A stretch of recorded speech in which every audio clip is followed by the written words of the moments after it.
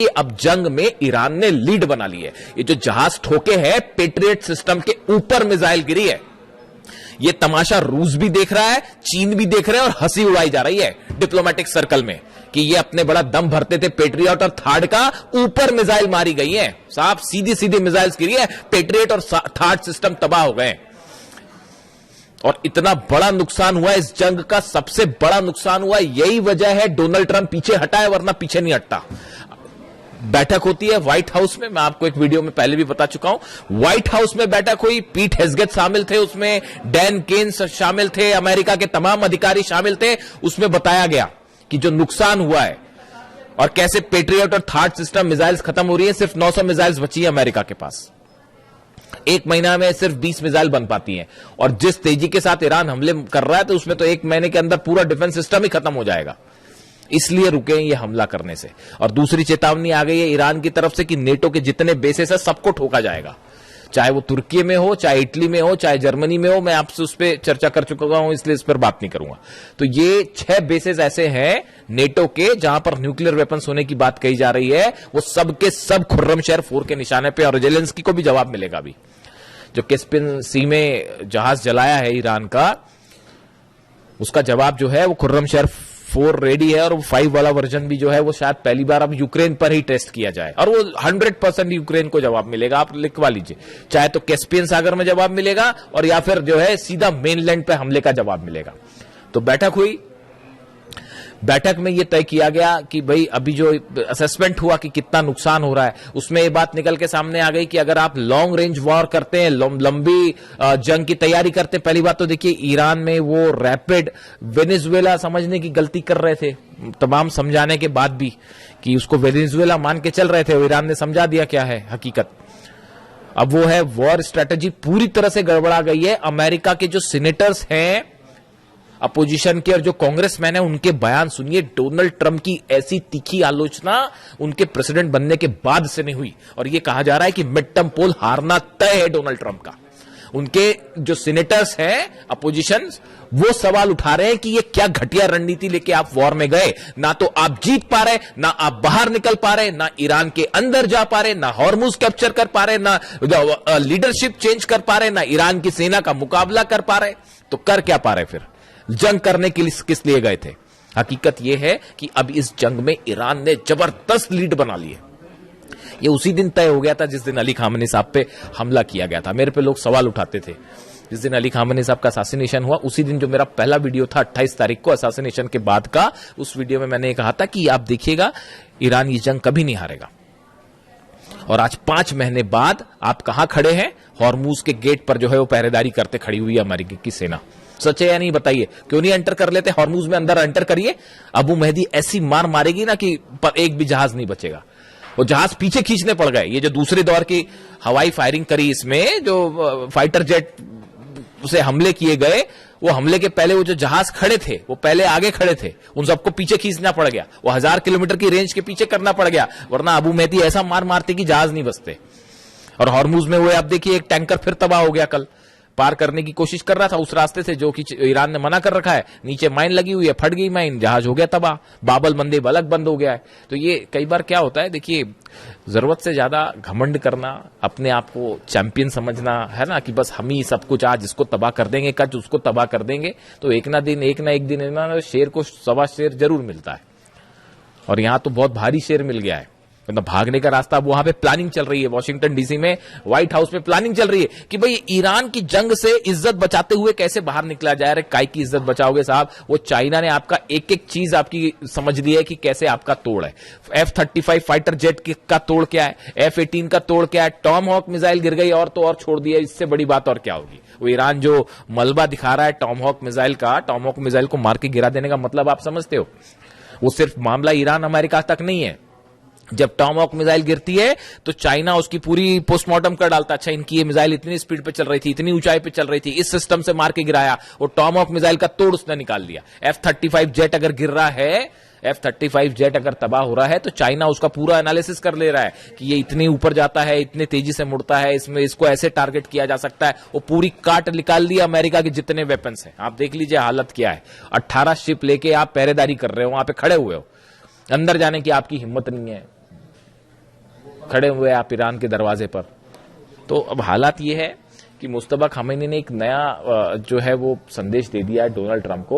उन्होंने कह दिया पहले लेबनान में पूरी तरह से शांति करो, उसके बाद बात आगे बढ़ेगी, वरना हम बात ही नहीं करेंगे। और यूरेनियम तो भूल जाइए, वो सपना है, वो भूल जाओ, यूरेनियम नहीं मिलने वाला। पिकेक्स माउंटेन पर हमला करोगे, नेटो के बेसिस उड़ेंगे, यूक्रेन पर हमला होगा, और सऊदी में, यूएई में, कतर में, दोहा में, बहरीन में, कुवैत में एक भी ऑयल रिफाइनरी सलामत नहीं बचेगी, एक भी इंफ्रास्ट्रक्चर नहीं बचेगा। वो जो लंबे लंबे ब्रिज है बहरीन और सऊदी के बीच में, सब मिसाइल्स के निशाने पर है। और ये जो बोलते रहते हैं ना बीच में डोनाल्ड ट्रंप की बस अब इतने % मिसाइल बनी, दुनिया में कोई नहीं जानता ईरान के पास कितनी मिसाइल सिटीज है। तो जागरोस की पहाड़ियों के नीचे अली खामेनी साहब जानते थे पहले से कि आज नहीं तो कल जो है वो हमला करेगा अमेरिका, उसी की तैयारी कर रखी थी, 4-5 साल की जंग की तैयारी कर रखी है। और अब तो भयंकर लीड बना लिए साहब, भयंकर लीड बना लिया। आपको क्या लगता है इजराइल हमला अगर ईरान अगर हार रहा होता या दब रहा होता तो अब तक इजराइल तो कूद गया होता जंग में। उसको पता है कि अगर जंग में आप कूदोगे उसके बाद तेल अवीव पे और हाइफा में ऐसे हमले होंगे इस बार कि मतलब रुकेगा भी नहीं वो मामला। तो अभी वो प्लान चल रहा है एक और, फिर जा रहे नेतन्याहू जी जा रहे हैं मिलने के लिए डोनाल्ड ट्रंप से, और वहां जाके देखते हैं मुलाकात में क्या होता है। वहां पे एक नया फिर प्लान, नया षड्यंत्र शायद जारी हो कि अब ऐसे हमले करेंगे, वैसे हमले करेंगे। अभी लेकिन एक नई थ्योरी चल रही है, इस पे अलग से बात करेंगे। वो यूक्रेन ये जो बैठक हुई जिसकी मैं जिक्र कर, अच्छा पहले मुस्तफा खामेनी साहब की बात कर लें। इन्होंने जो ये संदेश दिया लेबनान वाला, इसको गेम चेंजर माना जा रहा है। वो जो है उन्होंने कहा हम अपने न्यूक्लियर प्रोग्राम पे कोई बात नहीं कर रहे, हम स्ट्रेट ऑफ हॉर्मुज पे बात ही नहीं कर रहे, वो तो बंद है, वो कोई नहीं खुलवा सकता। ईरान की परमिशन के बिना खड़ा हुआ अमेरिका, 5 महीने से खड़ा हुआ, स्ट्रेट ऑफ हॉर्मुज बंद है। वो जब ईरान का मन करता है खोलता है, जब मन करता है बंद कर देता। क्या कर पाए आपके एयरक्राफ्ट कैरियर दुनिया के? अब्राहम लिंकन क्या कर पाए और जेरल्ड आर फोर्ड क्या कर पाए? और वो लॉन्ड्री में आग लग गई तो भग लिए, वो अलग। तो बेइज्जती हो रही है वो अलग हो रही है, सैनिक मर रहे हैं, थार्ड सिस्टम तबाह हो जा रहा है, जहाज में आग लग जा रही है, हरा पानी रहे, हरा तो छोड़िए खुद ही पिटे जा रहे हैं। क्या कि सुप्रीम पावर दुनिया की, सबको समझ में आ गया कोई सुप्रीम पावर नहीं है भैया। और मिसाइल के मामले में Iran is the new supreme power of the world, super power of the world, इसमें कोई शक नहीं है। वो कई लोग फिर अभी भी इस तरह के मैं सवाल देखता हूं कि रूस मदद कर रहा है और चाइना मिसाइल में मदद कर रहा है। ईरान को मिसाइल के मामले में किसी की मदद की जरूरत है? अभी भी आपको लगता है कि किसी और की मदद की जरूरत है? हाँ मान लिया सैटेलाइट की मदद मान सकते हैं हम, सैटेलाइट मदद कर रहा है रूस, चीन सैटेलाइट से मदद कर रहा है, क्योंकि सैटेलाइट प्रोग्राम है नहीं तो बैन कर रखा था आपने, वरना वो ईरान बताया ईरान को आप ये बैन्स वैन हटा लीजिए, उसके बाद देखिए ईरान कैसे तेजी से तरक्की करता है। वो ह्यूमन ब्रेन बना लिया उसने, एक वो जो खबर बताई थी मैंने आपको, ह्यूमन ब्रेन की सेल्स बना के एक आर्टिफिशियल ब्रेन बनाने, मतलब वहां पे जो है आप देखिए ईरान में जो साइंटिस्ट हैं कितनी तेजी के साथ काम कर रहे हैं। ये तब है जब वो 30 साल से बैन लगा हुआ है, तो हाहाकार मच जाता है दुनिया में। जरा से जो है बैन्स लगते हैं, कहीं कोई टैरिफ लग जाता है तो हाहाकार मच जाता है। और 30 साल से वो अली खामेनी साहब का ईरान जो है वो 30 साल से बैन भी झेल रहा है, उसके बाद भी देखिए आज घुटने पे हैं सबके सब। तो अब इन्होंने मुस्तफा खामेनी साहब ने बड़ी प्लानिंग के साथ मामला पूरा लेबनान पे शिफ्ट कर दिया है, और इसका मतलब यह है कि न्यूक्लियर प्रोग्राम पर कोई बात नहीं, बाद में देखा जाएगा, और हॉर्मुज पर कोई बात नहीं, बाद में देखा जाएगा, खोलना है नहीं खोलना, बंद करना क्या करना है। पहले लेबनान में आप ये जो तमाशा चल रहा है लेबनान में हमले करने वाला, इसको बंद करिए पहले, उसके बाद ही आगे बढ़ेगी बात। अब डोनाल्ड ट्रंप ने डिसाइड करना है क्या करना है, यानी फोकस। अब देखिए कहने का मतलब यह है, ये खबर अहम इसलिए है, ईरान ने मन बना लिया है कि अब इनसे जो भी बात होगी नहीं होगी, करना है नहीं करना है, ईरान अपने टर्म पे डिक्टेट करेगा, अपने टर्म पे डिक्टेट करेगा। कोई बात अमेरिका की नहीं मानी जाएगी, ना उनके वो जो बीच वाले हैं बात करने वाले, ना उनकी बात मानी जाएगी। वही होगा जो ईरान तय करेगा, जो अहमद वाहिदी तय करेंगे, और अहमद वाहिदी वही तय करेंगे जो खामेनी साहब बता के गए और जो कासिम सुलेमानी साहब बता के गए। वो कासिम सुलेमानी साहब की जो स्ट्रैटेजी है ना, उसी से जॉर्डन ठोका जा रहा है, और उसी से कुवैत ठोका जा रहा है, उसी से थार्ड और पेट्रियट ठोके जा रहे हैं। इसीलिए नहीं डरते थे डोनाल्ड ट्रंप कासिम सुलेमानी से कि अगर कासिम सुलेमानी होते तो पता नहीं क्या हो गया होता। खुद डोनाल्ड ट्रंप ये कहते हैं पता नहीं कितनी तबाही मचाते हैं, और सही कहते हैं। खैर, तो अब हालात ये है कि डोनाल्ड ट्रंप के सामने नई शर्त रख दी है लेबनान वाली। दूसरी तरफ ये बड़े बड़े जो प्लेन गिराने वाले दावे हैं, इसमें थोड़ा सा टाइम लगेगा सामने आने में। बाबल मंदेब जो है वो पूरी तरह से बंद है, क्लोज्ड। ईरान ने हुतीस की मदद के लिए बैलिस्टिक मिसाइल ड्रोन्स का एक बड़ा जखीरा तैनात कर रखा है।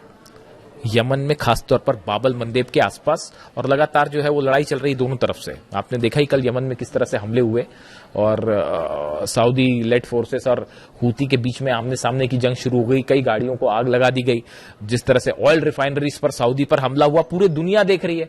सबसे बड़ी जो आपकी जो ऑयल रिफाइनरी है अरामको, उसकी एक यूनिट पर जिस तरह से मिसाइल्स गिरी हैं, बैलिस्टिक मिसाइल, पूरी दुनिया देख रही किस तरह से यानबू में और दूसरी एक जगह जो है वो हमले हुए और उसको कोई नहीं रोक पाया। तो अमेरिका तो फेल है ही पूरी तरह से, वो अपनी रक्षा नहीं कर पा रहा, तो सऊदी की रक्षा क्या करेगा। और ये प्लान चल रहा है, देखिए प्लान चल रहा है। खुद नहीं लड़ सकते तो बोले क्या एक नया मोर्चा खोल देते हैं, यूक्रेन को लड़ाओ ईरान से साहब, हथियार हम देंगे वहां लड़ना ताकि हमारे बेस पे हमला नहीं। आपने क्या समझ रखा है ईरान को और क्या समझ रखा है अहमद वाहिदी साहब को? यूक्रेन हमला करेगा तो वो क्या जॉर्डन पे हमला रुक जाएगा? अहमद वाहिदी साहब ने, जो मेरे पास जो जानकारी है, ईरान की सेना ने, आईआरजीसी ने अपना टारगेट तय कर रखा है, पूरे अरब से अमेरिका को बाहर निकालो, ट्रंप की सेना को बाहर निकालो, उसके बाद देखा जाएगा। इस टारगेट के साथ काम कर रहे हैं। और डोनाल्ड ट्रंप की कोशिश जो यूक्रेन वाला है उस पर अलग से बात करेंगे।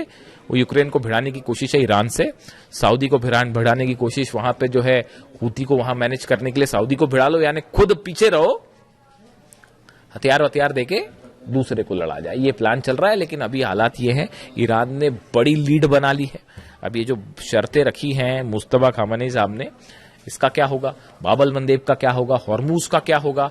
एक बड़ी जंग की तैयारी फिर शुरू है, अमेरिका की तरफ से भी, इजराइल की तरफ से भी। इजराइल की एंट्री भी जल्दी हो सकती है, अगले 1 से 2 दिन में 30 तय हो जाएगी कि मामला जंग की तरफ, बड़ी जंग की तरफ। ईरान जान रहा है कि हमला होगा, आज नहीं तो कल फिर से हमला होगा, और किस रूप में होगा ये देखने वाली बात है। जो भी अपडेट होगा आप तक पहुंचाऊंगा। Thank you so much.